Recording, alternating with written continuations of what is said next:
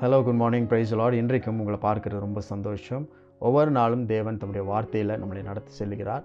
இந்த நாளிலும் தேவனுடைய வார்த்தை நமக்காக இருந்து நமக்கு தேவையான எல்லாவற்றையும் அது நிறைவேற்றும்படிக்கு ஒரு நல்ல நாளை ஆண்டவர் கொடுத்திருக்கிறார். அதற்காக நன்றி செலுத்துங்க. ரோமர் 8ஆம் அதிகாரம் 15வது வசனத்தில் இப்படி படிக்கிறோம். அந்தபடி திரும்பவும் பயப்படுகிறதற்கு நீங்கள் அடிமைத்தனத்தின் ஆவியை பெறாமல் அப்பா பிதாவே என்று கூப்பிட பண்ணுகிற புத்திர சுவிகாரத்தின் ஆவியை பெற்றீர்கள். God has adopted you into his family and he has become your father. தேவன் தம்முடைய குடும்பத்திற்குள்ள நம்மளை தத்தெடுத்து அவர் நம்முடைய தகப்பனாக மாறி இருக்கிறார். இந்த வசனத்தின் மூலம் இன்றைக்கு ஆண்டவர் என்ன சொல்கிறார்னா, தேவன் உங்கள் தகப்பனாக இருக்கிறார். தேவன் உன் தகப்பன். God is your father. The qualities of a father is that a father sees, a father hears, a father accepts and father loves.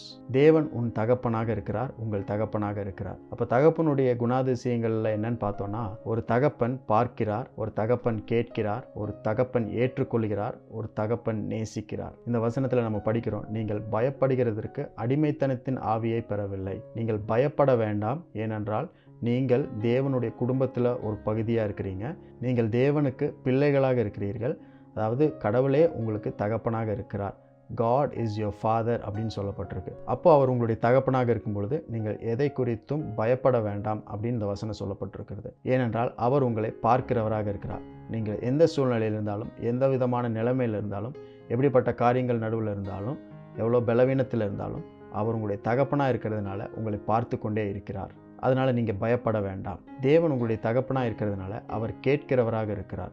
நீங்கள் எந்த சத்தமிட்டாலும், எப்படிப்பட்ட காரியங்களை சொன்னாலும், எவ்வளோ முக்கியமான இல்லை முக்கியமில்லாத காரியங்களை அவரிடத்துல சொன்னாலும் ஒரு தகப்பன் கேட்கிறவராக இருக்கிறார். உங்கள் பரலோகத்தின் தகப்பன் உங்கள் சத்தத்தை கேட்கிறார். உங்களுடைய அழுகையின் சத்தத்தை கேட்கிறார், உங்களுடைய ஆனந்த சத்தத்தையும் கேட்கிறார், உங்களுடைய கூக்குரலை கேட்கிறார், உங்கள் பலவீனத்தின் நடுவில் நீங்கள் கூப்பிடுறதை கேட்கிறார், பலனாய் இருக்கும் பொழுது அவரை ஆராதிக்கிற சத்தத்தையும் கேட்கிறார். அப்போ உங்கள் சத்தத்தை அவர் கேட்கறதுனால நீங்கள் பயப்பட வேண்டாம். தகப்பன் உங்களை அங்கீகரிக்கிறார். A father accepts. நீங்கள் எந்த நிலைமையில் இருந்தாலும், எப்படிப்பட்ட காரியங்கள் செய்திருந்தாலும், எப்படிப்பட்ட தவறுகளை செய்திருந்தாலும், எவ்வளோ தூரமாக அவரை விட்டு போயிருந்தாலும் உங்கள் தகப்பன், பரலோக தகப்பன் உங்களை ஏற்றுக்கொள்கிறார்.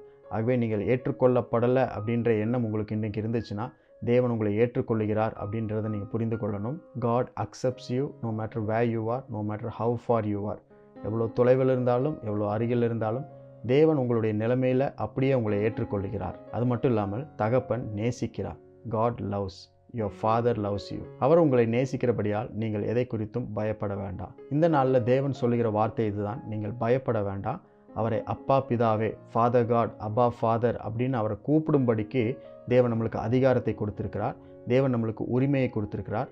லீகல் ரைட்டை நம்மளுக்கு கொடுத்திருக்கிறார். அடாப்ஷன் அப்படின்னு சொல்லும்போது அங்கே லீகல் ரைட்ஸை பற்றி பேசப்படுகிறது. புத்திர சுவிகாரம், நம்மளை தத்தெடுத்திருக்கிறார் அப்படின்னா என்ன அர்த்தம்னா, சட்டப்பூர்வமாக நம்ம அவருக்கு பிள்ளைகளாக மாறி இருக்கிறோம்.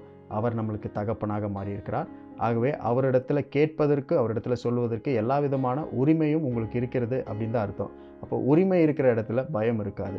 இன்றைக்கும் தேவனிடத்தில் நீங்கள் சொல்லுவதற்கு, உங்கள் தகப்பனிடத்தில் சொல்லுவதற்கு எல்லா விதமான உரிமையும் தேவன் உங்களுக்கு கொடுத்திருக்கிறார். ஒருவேளை இந்த உலகத்தின் தகப்பன் உங்களோடு கூட இல்லாமல் இருக்கலாம், மரித்து போயிருக்கலாம், இறந்து போயிருக்கலாம், பக்கத்தில் இல்லாமல் இருக்கலாம். தகப்பனுடைய தயவு, அன்பு உங்களுக்கு தெரியாமல் இருக்கலாம். ஆனால் தேவன் உங்கள் தகப்பனாக இருக்கிறார்.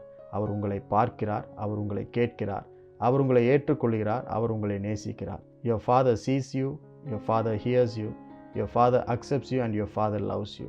இன்றைக்கும் அப்படிப்பட்ட தகப்பன் உங்களோடு கூட இருக்கிறதுனால பயப்படாமல் அவரிடத்தில் எல்லாவற்றையும் சொல்லுங்கள்.